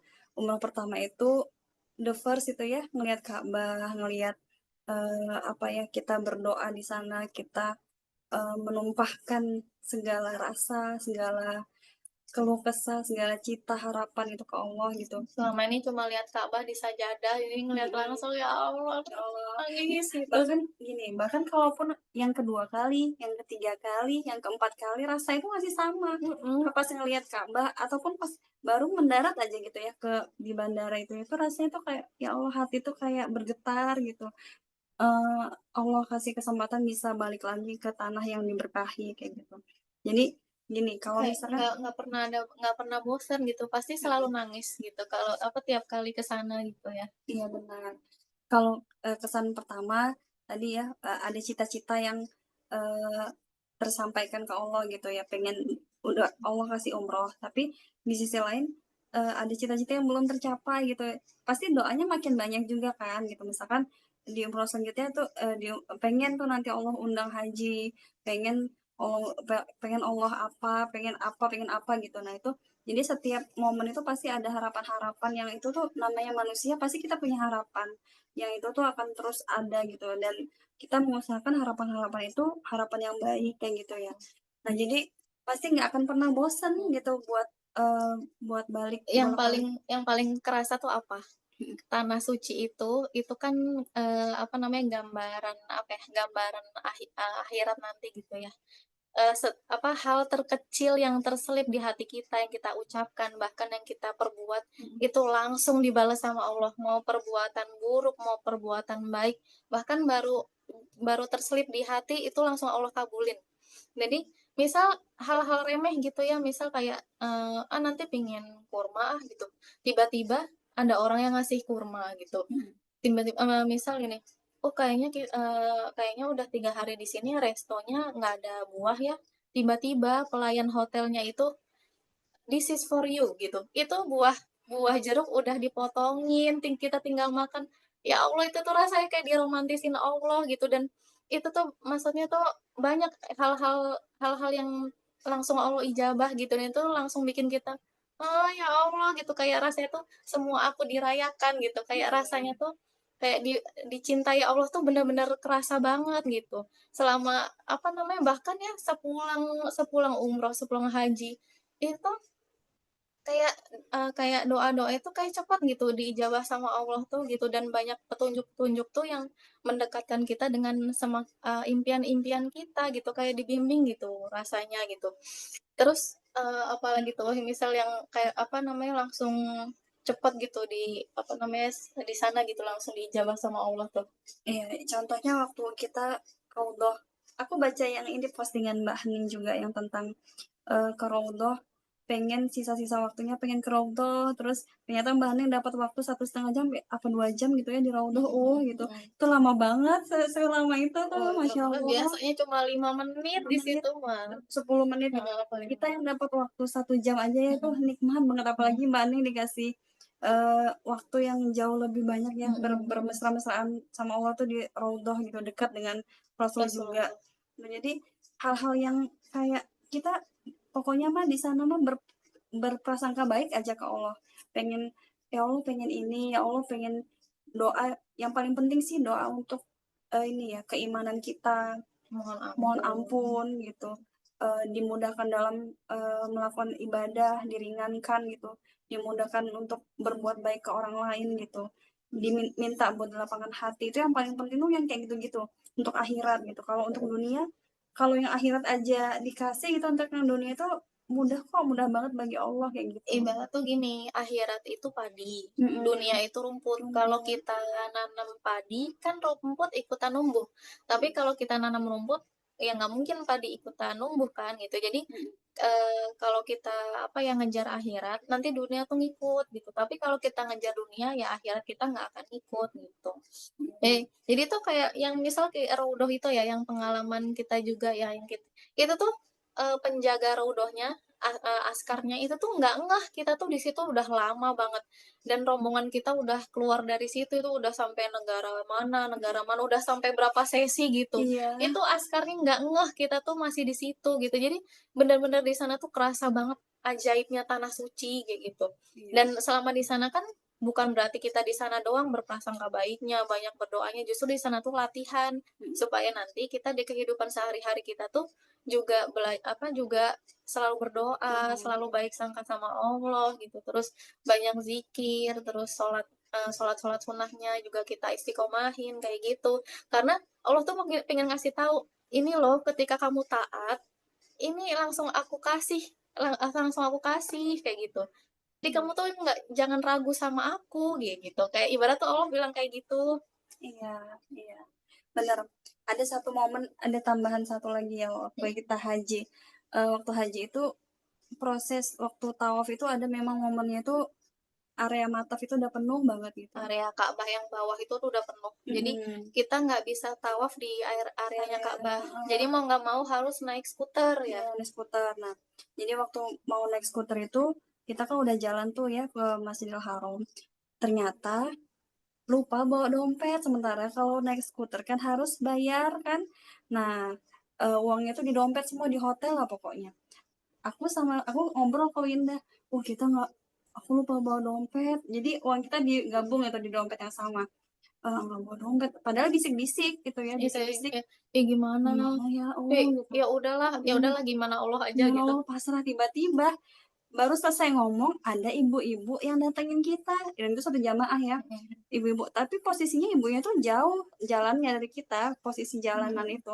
Tiba-tiba ngomong ke aku, Teh Titin, punten, kalau berkenan boleh nggak saya bayarin skuternya gitu. Iya, ya Allah. Langsung pada saat itu, ya Allah kok bisa sih, padahal ibu itu tuh jauh posisinya, dan kita bisik-bisik nggak akan dengar siapa-siapa gitu. Jadi kalau bukan Allah yang menggerakkan hati ibunya buat bayarin skuter kita, siapa lagi, itu nggak ada gitu. Jadi itu momen yang nggak pernah terlupa juga ya Om ya, gitu. Gitu. Jadi intinya mah ke Allah mah harus benar-benar gitu berprasangka baik ke Allah karena ya itu ya sesuai prasangka hambanya ya Allah itu. Kan aku sesuai prasangka hambaku Mm-mm. gitu. Jadi semangat ya buat teman-teman. Ya Gitu. semangat buat kita semua. Ya, dan Mbak itu insya Allah. Ya, ini banyak sekali yang terharu sama ceritanya dari Mbak Haning, Nerisa, dari Kak Vidya, Alif, Agri Mahera juga. Berdoa semoga Iya. nular haji umrahnya. Amin ya Allah, amin. Amin. Oh, baik. Mungkin Ada dari lagi? teman-teman ada yang mau ditanyakan lagi? Oh ya, boleh ngasih pesan nggak Mbak? Gitu. Iya, boleh silakan Teh. Ini apa namanya? Allah kan kasih waktu-waktu mustajab di setiap harinya kita ya. Itu ada di saat hujan itu tuh mustajab. Terus di saat antara azan dan iqomah itu mustajab. Terus di hari Jumat sore menjelang maghrib itu mustajab. Nah teman-teman manfaatin golden time itu tuh buat berdoa yang banyak gitu. Nah, jadi jangan sia-siakan waktu itu gitu. Teman-teman bisa baca di Google lah ininya waktu-waktu mustajab itu tuh banyak banget gitu. Nah, itu banyak berdoa di saat itu. Jadi berdoa yang sungguh-sungguh tuh jangan cuma nanti aja lah berdoa sungguh-sungguhnya kalau udah beneran beneran berangkat umroh nggak gitu. Justru Allah tuh menyediakan waktu-waktu mustajab itu banyak sebenarnya di setiap harinya kita termasuk Allah turun ke langit dunia itu di sepertiga malam di saat tahajud itu tuh mustajab banget itu bagai anak panah yang tepat mengenai sasaran gitu kan. Nah, gitu jadi apa namanya bangun di sepertiga malam kayak gitu tuh benar-benar tepat sasaran mustajab gitu. Bisa juga abis ini habis sholat subuh nunggu syuruk itu senilai pahala umroh gitu ya. Jadi memang ditunggu waktunya sambil zikir gitu ya. Atau masih ada orang tua itu makbul, masya Allah ada orang tua ya. Iya. Banyak banget apa ya waktu-waktu dan waktu mustajab yang Allah kasih jadi dimanfaatin sama kita. Beda-beda lagi. Beda Ya, grup. itu. Itu Mbak pesannya.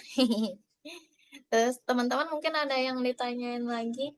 Ya, inspiratif sekali. Ini ada lagi pertanyaan dari Kak Nurhayati. Kak, pendapatnya Kakak tentang walimatul safar sebelum haji umroh bagaimana ya Kak? Apakah disarankan? Sebenarnya yang namanya walimatus safar itu kan nggak wajib ya, nggak bukan sesuatu bagian dari proses apa umroh gitu ya, apa dalam rukun-rukun nggak ada rukun-rukun di situ gitu. Tapi gini ya, kalau ini sebenarnya dikembalikan ke pribadi-pribadi masing-masing gitu. Ada yang tujuan dari walimatus safar itu supaya tadi ya syukur dalam bentuk syukur ke Allah ini memberikan kabar baik sekaligus minta maaf gitu itu boleh tapi yang paling penting adalah proses menjaga niat itu penting banget gitu bisa nggak ketika kita melakukan walimatus safar itu kita niat kita itu murni karena Allah gitu atau ada selipan-selipan pamer ria yang itu menghapuskan amal-amal kita kayak gitu atau kondisinya kita sudut pandangnya berubah misalkan kita nggak walimatus safar tapi di hati kita ada ria juga ada sombong juga walaupun nggak ada walimatus safar tapi juga ada sifat itu dalam hati kita juga itu bisa menghapuskan amal jadi sebenarnya mau ada atau enggak itu balik lagi ke niat-niat kita gitu harus meluruskan niat-niat supaya itu nggak hangus amalannya gitu. Jadi Gitu sebenarnya mau ada mau enggak, yang penting niatnya lurus gitu. Kalau karena kan apa ya Nabi Ibrahim itu kan juga diperintahin Allah kan buat menciarkan kan. Kalau coba Nabi Ibrahim gini, enggak ya Allah nanti aku ria kayak gitu. Tapi kan apa berarti kan kalau kita ada walimatus safar itu kan jadi dakwah, jadi syiar kayak gitu kan. Berarti kalau kita niatnya lurus untuk menciarkan dakwah Nabi Ibrahim itu bagus gitu. Ya, jadi ada ada perintah kenabian yang kita jalankan kayak gitu, perintah kenabian dari Nabi Ibrahim. Kayak misalkan hari ini Titin sama Winda ini ya sering gitu ya mendakwakan tentang syiar-syiar umroh dan haji. Ini dalam rangka untuk melanjutkan syiarnya Nabi Ibrahim gitu, dan itu PR-nya selain tadi niat itu dalam hati kita meluruskan niat. Tapi yang kedua adalah ketika orang mendapatkan kliknya gitu ya, melihat postingan kita, melihat story kita, dan akhirnya tergerak untuk melakukan ibadah umroh dan haji, pahala yang dia dapatkan itu bisa mengalir kepada kita sendiri ketika tadi apa ya niatnya lurus gitu Jadi ya, amal jariah gitu ya. amal yang terus ngalir gitu karena kita udah mendapatkan itu gitu. Jadi sebenarnya poin apa ya keutamaannya juga besar gitu ketika niatnya lurus dan benar gitu ya, karena Allah insya Allah justru lebih besar. Tapi kalau dirasa sulit Sulit banget gitu menjaga hatinya. gitu, atau misal tetangga tuh omongannya gimana gitu ya, ya berarti lebih baik enggak gitu. Berarti mungkin nanti aja ada syukuran pas pulangnya sekalian bagi-bagi oleh-oleh haji, apa oleh-oleh umroh sama haji gitu ya. Waktu itu kita nggak ada walimatus safar ya, karena Nggak pernah ngadain. karena hajinya juga kan belum jelas berangkat apa enggak waktu itu gitu. Jadi kita udah nggak usah ada, itu pun ngabarin keluarga pas udah nyampe di Jeddah, pokoknya mah harus ngabarin kalau udah selesai imigrasi. Karena haji furoda itu pun kalau misalkan nyampe imigrasi belum selesai nih proses imigrasi, kita belum tenang, bisa jadi ada di deportase, ditolak gitu. Tapi selama tadi visanya mah visa hajinya jelas visa haji bukan visa-visa yang lain, insya Allah sih diterima kayak gitu ya gitu. Jadi memang kalau kita nggak ada walimatus safar ya. Ya, tapi emang kalau tiap kali berangkat ke sana emang nggak ngadain. Nggak ngadain, tapi kalau bagi-bagi oleh-oleh kita berbagi supaya dapetin spiritnya gitu. Gitu. Insya Allah. Iya. Ini juga apa namanya, kalau kita nggak ngadain walimatus safar sebelum umroh gitu, karena khawatir ain juga gitu. Iya, menjaga ini ya. Kan kalau terlalu kagum juga nggak baik ya kayak gitu. Kalau terlalu kayak misalkan ada yang iri banget gitu kan, ada nggak sih mungkin ya berpotensi ada yang iri ataupun terlalu kagum. Makanya kalau kagum ke orang gitu ya, ke orang lain atau kagum ke teman kita, saudara kita gitu, selipkan nama Allah, pujian ke Allah gitu. Biasanya Masya Allah, tabarakallah. Mudah-mudahan kebaikan yang ia dapatkan, aku pun juga mendapatkannya kayak gitu. Dan Allah ridho dengan amalannya, didoakan gitu.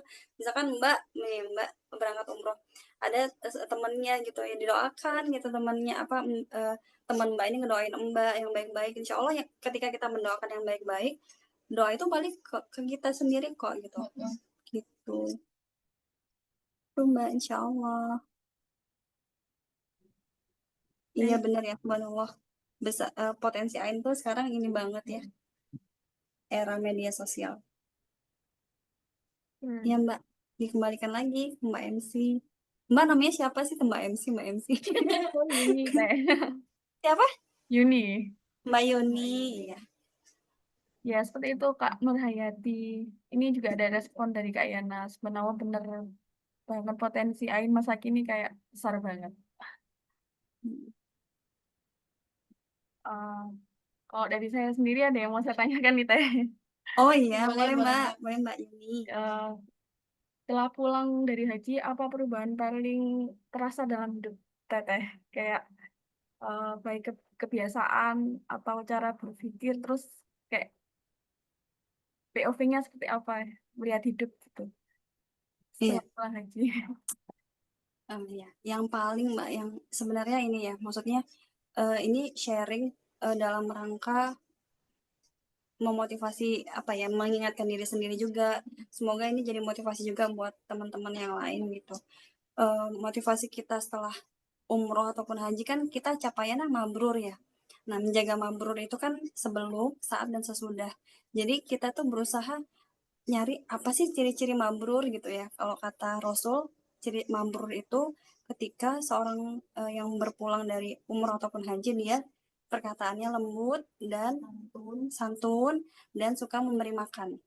Nah, kita kita gencarin tuh Mbak, kalau dari segi ciri-ciri yang Rasul sampaikan itu kayak gitu, berarti kita berupaya untuk menjadi sosok yang seperti itu. Nah, santunnya bukan karena pengen dianggap baik orang lain, tapi kita berusaha berkata baik, santun itu ya karena Allah suka dengan hamba yang perkataannya baik, santun gitu. Kalau misalkan disakitin, nah gitu ya, kita kayak gimana? Nah itu Apa biasanya kalau wong Jawa miso-miso gitu. misuh gitu. Ya gitu, berkata buruk kayak gitu ya. Nah itu atau kita mendoakan yang buruk-buruk kayak gitu. Nah itu jadi PR gitu. Kembali lagi kan ke hati. Perkataan itu kan eh, ucapan yang keluar itu berasal dari hati kita gitu. Jadi kalau yang keluar adalah yang buruk-buruk, otomatis hati kita pun isinya kotor gitu ya, kayak teko. Teko nggak akan mengeluarkan yang teko hanya mengeluarkan isi teko gitu ya. Jadi memang tadi ya Kalau dalamnya kotor, yang dituang pun kotor. Kalau dalamnya bersih, yang dituang tuh juga bersih gitu. iya. Terus ini juga Mbak, apa namanya kan janjinya Allah itu ini ya rezeki. Alhamdulillah rezekinya semakin bertambah. Terus tadi kan ini ya secara tutur kata, terus memberi makan itu kayak ringan gitu Mbak rasanya gitu untuk melakukan amal soleh itu lebih ringan. Terus yang ketiga, walaupun yang berhaji dan berumroh itu kita, tapi ternyata kebaikannya itu juga dirasakan sama keluarga kita gitu, Mbak gitu. Dan emang benar gitu, kerasa banget gitu kayak orang tua tuh sekarang kayak kayak apa namanya kayak berubah lebih baik gitu. Dan itu kayak kayak nggak nyangka gitu. Apa namanya jadi suka belajar ngaji, terus suka sholat di masjid, terus apa namanya kayak lembut kayak gitu. Itu bukan karena mereka, anak aku udah haji gitu, bukan gitu, tapi eh, apa ya mereka kayak berubah jadi lebih baik gitu dan itu nggak cuma orang tua kayak apa saudara-saudara yang lain tuh juga gitu ternyata benar kata Agim jadi ketika kita berumroh dan berhaji ketika umroh dan haji kita mabrur itu yang merasakan kebaikannya tuh nggak cuma kita tapi keluarga-keluarga kita tuh juga Allah kasih rahmat Allah kasih kebaikan gitu kebaikan yang banyak ya berarti kan kebaikan yang banyak itu kan nggak apa ya rezeki ya keimanan terus akhlaknya kayak gitu jadi benar-benar berlimpah kebaikan yang Allah kasih tuh banyak gitu mbak gitu berarti Iya. Kalau dari segi diri gitu ya, salah satunya peka terhadap hikmah gitu. Kadang kita suka kejadian satu momen, ini sebenarnya kenapa sih Allah kasih kejadian ini ke aku? Sebenarnya Allah pengen ngajarin aku apa? Sebenarnya Allah lagi ngedidik aku apa gitu. Nah itu kalau sebelumnya sulit mengambil hikmah, rasanya tuh sekarang kayak lebih insya Allah ya, semoga insya Allah lebih mudah gitu ya. Karena kayak banyak merenung gitu, baik merenung kenapa kenapa gitu ya. Kenapanya itu bukan karena mempertanyakan ujian kenapa ditimpakan ke aku, tapi apa ya hikmah buat akunya gitu. Itu kan hikmah itu nggak bisa didapat tiba-tiba, tapi karena Allah memberikan hikmah itu hanya kepada orang-orang yang beriman gitu. Jadi itu satu karunia juga yang didapatkan salah satunya setelah berumroh, berhaji kayak gitu. hati itu kayak lebih ini sih hati itu kayak lebih peka gitu nggak yang sekedar oh ya udah kesandung batu gitu oh ya udah sekedar oh ya udah motornya bocor bannya gitu tapi hati itu jadi semakin peka gitu kalau oh ban motor aku bocor alhamdulillah berarti jadi jalan rezekinya tukang tambal ban jadi tuh sekarang tuh jadi kayak banyak berhikmah kayak gitu segala sesuatunya tuh dikaitin ke Allah gitu nggak yang sekedar ya ngalir aja gitu hidup nggak kayak gitu gitu Iya, Masya Allah. Oh, Masya Allah luar biasa ya. Ternyata perubahan setelah haji itu juga berdampak ke lingkungan juga. Jadi bisa menjalani hidup itu eh, lebih peka lagi. Terima kasih untuk jawabannya Teh. Ini ada pertanyaan lagi dari Kak Kanuna.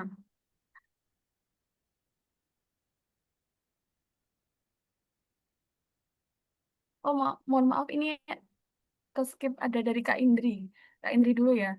Assalamualaikum Teh, boleh sharing tentang manajemen keuangannya, pemasukan, pengeluaran, kebutuhan hidup, jalannya roda bisnis hingga bisa mencapai goalnya. Haji Furoda di usia muda. Alhamdulillah. Alhamdulillah. Ya, kalau Teh Indri, kita ketemu di ruang Zoom, biasanya ngobrolnya di DM ya. Nah, kalau sebenarnya kalau ini, kalau apa ya, tentang finansialnya, nggak sebenarnya kita nggak yang menerapkan seketat yang kayak misalkan berapa persen gitu ya. Memang itu penting sebenarnya bagus kalau udah sampai di titik kayak misalkan pos-posnya rapi gitu. Kita juga sampai sekarang masih belajar terus ya buat merapikan pos-pos keuangan gitu. Tapi yang paling penting kalau dari segi eh, misalkan ya, kita kalau bisnis kan masuknya rekeningnya pisah antara rekening bisnis dengan rekening yang memang buat pribadi kayak gitu. Nah itu dalam 1 bulan itu ada ke apa ya, ibaratnya budgeting yang memang masuk ke untuk konsumsi sehari-hari. Yang nggak kita batasin malah sedekah gitu. Kalau misalkan ada yang kita rasa misalkan ketemu bapak bapak yang bapak tua renta atau pokoknya yang dirasa kita tuh nggak mampu, kita ngelihat kita pengen memberikan yang banyak, yang misalkan kita ikut kajian, kita pengen sedekah ke apa ya, masukin ke kotak infak di masjid yang itu rasa rutin misalnya gitu ya. Nah itu justru sedekahnya yang nggak kita hitung-hitung berapa persennya. Kalau buat pengeluaran pribadi konsumsi itu kita patok gitu, misalkan berdua gitu ya, berapa juta kayak gitu. Nah, tapi kalau untuk sedekah malah kita nggak patok kayak gitu. Nah, selebihnya misalkan udah selesai nih dalam 1 bulan, udah dibagi misalkan untuk kebutuhan pribadinya, untuk kebutuhan bisnisnya gitu ya. Nanti ada tabungan yang memang itu kita tabung bareng-bareng ya. Kalau kita kan tabungan buat cita-citanya ada tabungan bareng itu. Nah, itu rekeningnya juga terpisah gitu. Nah, tapi yang paling penting di apa ya, buat kita itu nggak mencampurkan antara rekening yang buat cita-cita itu nggak dipakai-pakai gitu loh Teh. Ya, misal gini, apa namanya, siapa tadi, Teh siapa? Teh Indri. Teh Indri, apa namanya, pingin umroh. Nah, itu tabungannya dipisahin, jangan digabung sama yang buat konsumsi sehari-hari atau misal kebutuhan yang misal, kebutuhan bulanan wajib, misal bayar listrik, terus apa-apa gitu jangan dicampur. Pokoknya rekening yang buat umroh itu, nggak ada ATM, nggak ada e-banking, pokoknya susah lah buat ngambil gitu atau bermudah-mudah gitu. Jadi jangan sampai utang ke tabungan sendiri gitu. Pokoknya Iya. pokoknya tuh tabungan buat umroh tuh nggak bisa diganggu gugat kayak gitu. Itu harus benar-benar dipersulit buat ngambil-ngambil gitu. Iya. Gitu sih. Malah sebelum haji tuh ketatnya kita itu kayak misalkan gini, makan gitu ya. Kita kita agak kita nyobain ke kafe itu setelah hajian. Jadi sebelum sebelum haji itu kita kayaknya nggak pernah ya ke kafe ya. Iya, jadi gini Teh, apa namanya, sebenarnya ya, yang bikin kita susah nabung itu tuh keinginan sama nafsunya kita gitu. Iya, Jadi benar. makanya aku sama Titin tuh ketat banget, kita tuh nggak pernah ke kafe waktu sebelum haji itu ya. Terus makan itu tuh seringnya tahu tempe. Terus kalaupun ini mungkin seminggu 2 kali makannya telur gitu. Ayam, daging tuh kadang-kadang aja gitu. Nggak yang tiap hari harus ayam, terus tiap hari harus daging, telur itu coba cek, apa namanya, kebutuhan yang bisa apa ya, bisa Dipangkas. dipangkas kayak gitu, tapi tetap terpenuhi gitu. Maksudnya kan ya tetap bisa dapat protein dari tahu tempe, terus bisa apa namanya, nanti ininya telur, kan harganya nggak setinggi ayam sama daging kayak gitu. Terus, apalagi tuh misal yang bisa dipangkas. Kita dulu suka jalan-jalan ke tempat gratis. Di Bandung kan banyak tuh tempat gratis healing-healing ya Teh. Kayak misalkan taman-taman yang taman lansia ataupun taman-taman yang di pinggir-pinggir jalanan Bandung itu yang memang itu free kayak gitu. Jadi Banyak apa namanya, di mana-mana kan ada alun-alun, ya udah itu. pokoknya kita nggak nyari sesuatu yang itu bisa menghemat gitu. Bisa tetap healing tapi gratis gitu. Berarti Misal selain alun-alun apa, ke waduk. iya. Kalau di Jawa, waduh apa itu? Iya, pokoknya banyak ya kalau di Jawa itu. Tapi banyak kok yang bisa dipangkas kok gitu, coba dicek. Nanti teman-teman juga boleh ngobrol di apa di DM gitu, bisa tanya-tanya gitu ya. Gitu. Jadi, tapi memang setiap orang punya kecenderungannya dia lemahnya di sisi mana. Misalkan Winda sama aku kalau untuk hal-hal kayak misalkan tas. Nah, tas itu suka yang kuat, yang kokoh, yang itu awet, jadi harganya agak lebih tinggi. Tapi untuk di sisi-sisi kayak makanan kita bisa mengurangin kayak gitu. Untuk di sisi kayak refreshing kita bisa menghemat banget gitu. Nah, tapi biasanya kan suka ada ya sukanya gamis gitu. Sukanya belanja gamis rutin kayak gitu. Nah, suka ada yang kayak gitu-gitu. Nah, itu gimana caranya dipangkas kayak gitu. Yang bisa itu yang itu tuh bisa menambah buat tabungan kita kayak gitu. Kalau kita ya. Kadang kadang nggak bermerek itu nggak mesti jelek kok gitu. Bisa apa namanya ya, mungkin ya cuma apa namanya, bisa jadi kalau yang bermerek itu ya sering endorse gitu, terus dia punya butik yang banyak gitu. Jadi maksudnya nggak harus yang, bukan berarti yang mahal itu bagus, nggak gitu juga. Iya, tadi ada suka. Aku nggak suka beli baju, tapi sukanya jajan. Kita sendiri aja Hmm. jajan ya. Kita jajan. Nah, jajannya coba Mbak, misalkan di ini sukanya jajan apa? Misalkan sukanya kue-kuean, coba dialihkan dari yang beli jadi bikin, kan jauh lebih hemat dan lebih banyak, bisa buat anggota keluarga gitu. Jadi ada banyak cara sih kayak gitu buat kita menghemat itu gitu. Ini yang bisa apa, ngontrol nafsu jajan kita tuh hidup sehat deh.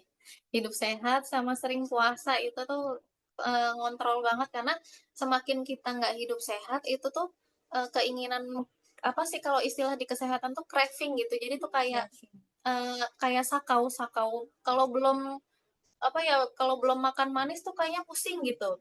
Terus misal misal kalau belum minum kopi hari ini nggak fokus gitu. Iya, kopi. Kopi terus. Nah itu kalau kita hidup sehat tuh nggak apa ya, nggak segitunya gitu. Mungkin per 3 hari aja ngopinya. Terus mungkin jajan donatnya tuh mungkin per 2 hari doang atau per 5 hari kayak gitu. Jadi mulai hidup sehat gitu. Tambahan, hidup sehat sebenarnya membantu, tapi kunci kalau teman-teman ngikutin akun Dokter Zainul Akbar, sebenarnya nafs kita.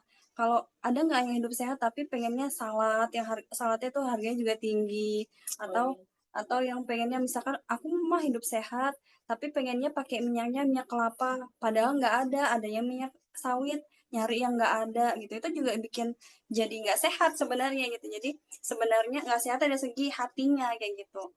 Nah, jadi memang eh eh, sebenarnya yang ngontrol itu semua itu hati kita sih, Oh gitu. ya. Ya nggak sih? Iya. Tadi tuh ada yang barusan yang komen, hidup apa namanya, bukannya makanan sehat itu mahal-mahal ya. Nah, Coba baca baca Instagramnya aku gitu. mm-mm. Soalnya konsep hidup sehat yang kita jalanin tuh yang tradisional. Jadi kayak Ya, para mbah-mbahnya kita loh. Jadi mm-mm. makan apa, cemilannya kayak yang rebus-rebus itu. Jadi nggak kayak yang mungkin kayak kita ngeliat artis-artis atau influencer harus harus daging merah, Iya, harus asparagus, terus misal buah-buahnya harus impor, terus smoothies apa itu yang jenisnya tuh banyak banget.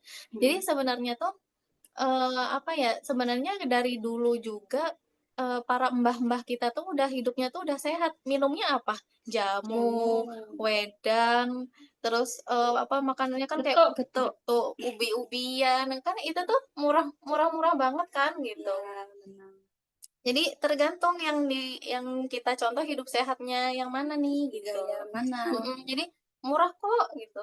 Ya kan? Iya, murah-murah sebenarnya, asal kita bisa memilih sih, Mm-mm. gitu. Iya, itu Mbak dikembalikan lagi ke Mbak Yuni. Baik, terima kasih untuk semua jawabannya yang sangat inspiratif ya, Teh.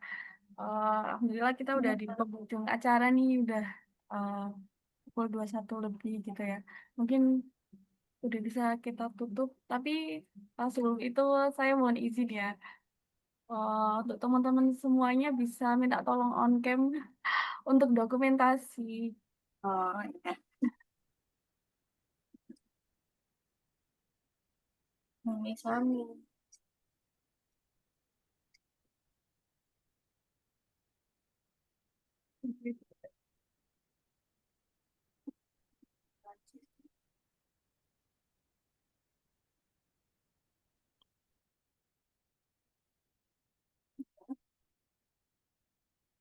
Nanti Mbak Yuni aba-aba ya? Ya. Ini apa COVID? Oke, 1, 2, 3. Lagi. 1, 2, 3.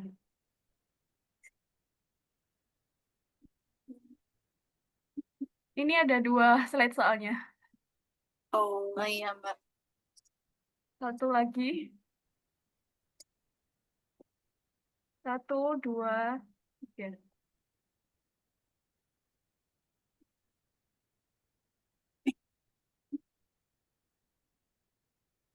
Oke, terima kasih teman-teman.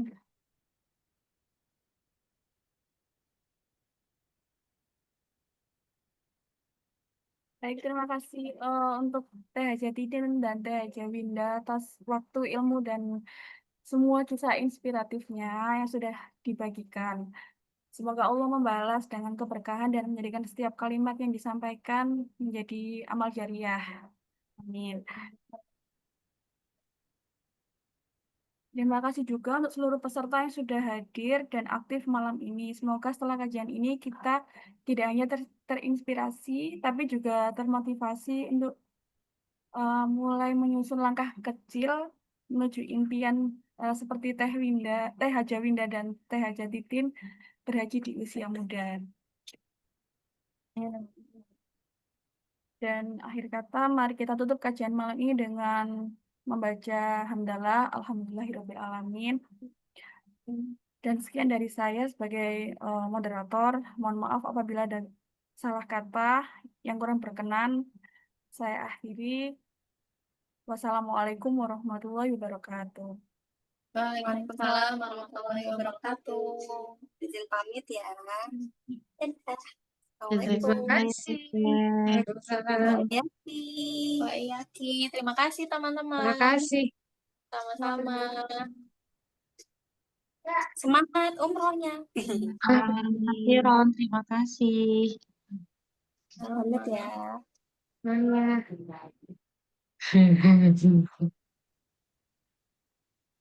Izin pamit, Temu.